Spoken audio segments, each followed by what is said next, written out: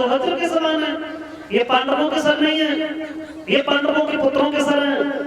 दोनों हाथ जोड़े महाराज, अगर भूल से भी हमसे भूल हुई है तो उसके लिए हम क्षमा चाहते हैं। हाँ, आज अगर पांडवों के पुत्रों के सर आए तो कल पांडव जिंदा नहीं बचेंगे। दुर्योधन कहने लगा है अश्वत्थामा, बच्चों से मेरी कोई दुश्मनी नहीं थी, बच्चों का वध करके तुझसे भूल हुई है, क्योंकि यही बच्चे जो थे ये मेरे कुल के अंतिम दीप थे, उसे तूने बुझा दिया।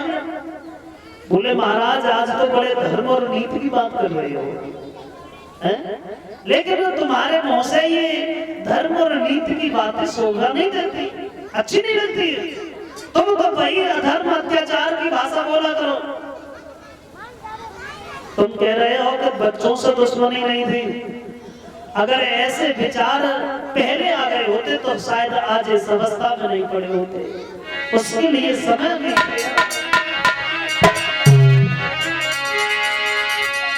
अरे आई धर्म की याद कोई अजयंत समय पर आई, और जय याद पहले रह जाती तो होती नाई लड़ाई।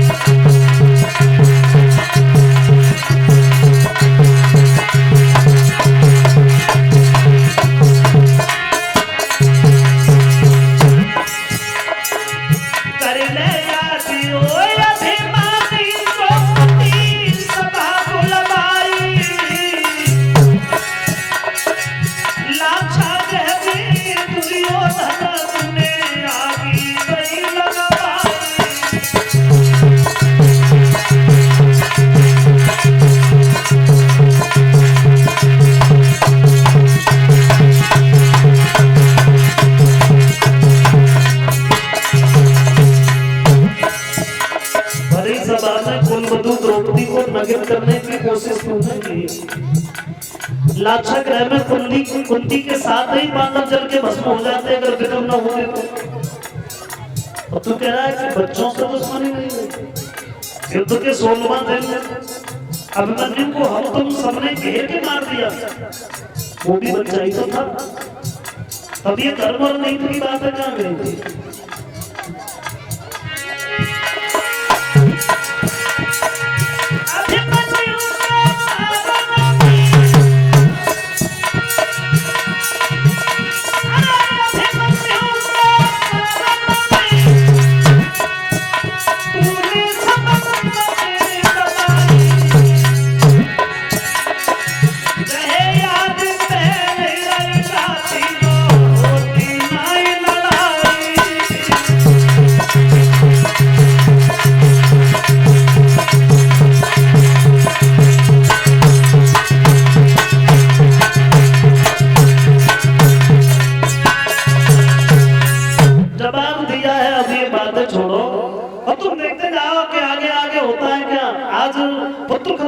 पांडव जिंदा नहीं बचेंगे। और तब तक बातें कर रहा था, ब्रह्म मुहूर्त हो गया। ब्रह्म मुहूर्त में ही द्रौपदी चली है अपने पतियों के दर्शन करने के लिए, क्योंकि जो पतिव्रता स्त्रियां होती हैं उनकी दिनचर्या अलग होती है। सुबह सबसे पहले उठना और सबसे पहला धर्म यही होता है कि पति के पैर छूना, पति के दर्शन करना। बताया है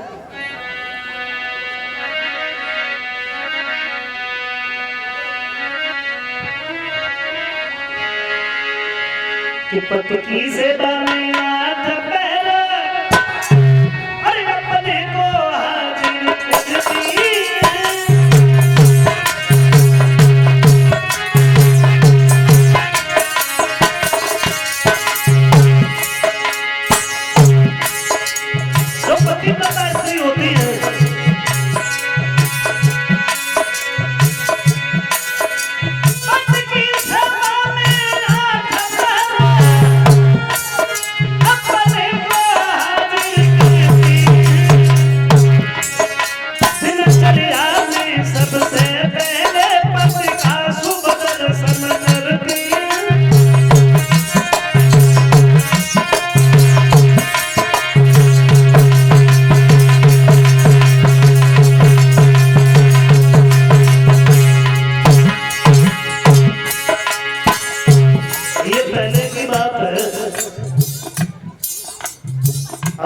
माताएं बहनें ऐसी हैं जो सुबह ही उठ के अपने पति के पैर छूती हैं।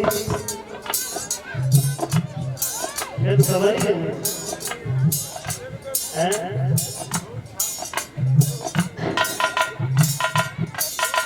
अब पैर का से छुएंगे तो शरीर उठ ही ना पाती है। और अगर उठ ही जाए तो पति के पास पहुंच सीधो सीधे ही हाथ जाता है रात में फिर तो विधिया तो ना मतलब अंतर है। अब तो अंतर है।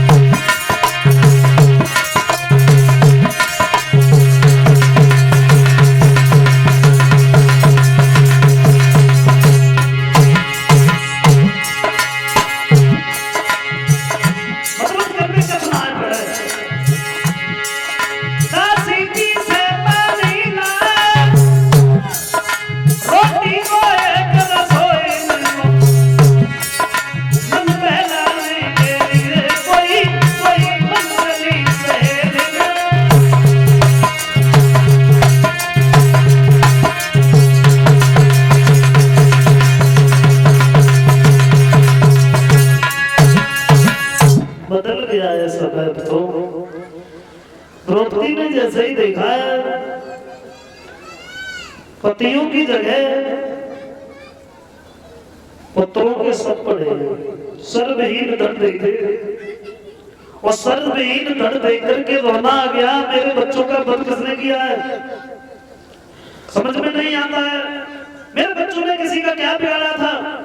और जहां पे द्रौपदी रो रही थी उसी जगह भगवान कृष्ण पहुंचे और भगवान को आता हुआ देखा है तो जवाब दिया, आइए मुरलीधर, तुमने हमारे निर्दोष बच्चों का वध करा दिया, अगर तुम्हारे खेल में कोई कमी रह गई तो उसे भी पूरा कर लीजिए।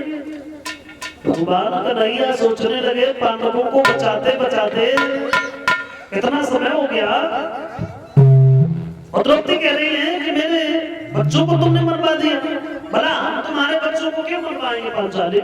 हमारे ऊपर तो बिना मतलब में ही दोषारोपण कर रही हो। सच बात यह है कि किसी की मृत्यु पर कोई अधिकार नहीं है किसी का। मौत का समय जो निश्चित है अब उसी समय पर आएगी और जिस समय मौत आई जाएगी वो घड़ी न टलने पाएगी। एक पल एक क्षण आगे पीछे हो ही नहीं सकता है। कहीं भी चले जाओ उसे पता है कि किस शहर में किस मोहल्ला किस गली में हो उसी जगह पहुंचेगी और मौत छोड़ के नहीं जाएगी। इसलिए कि कभी ये कहते हैं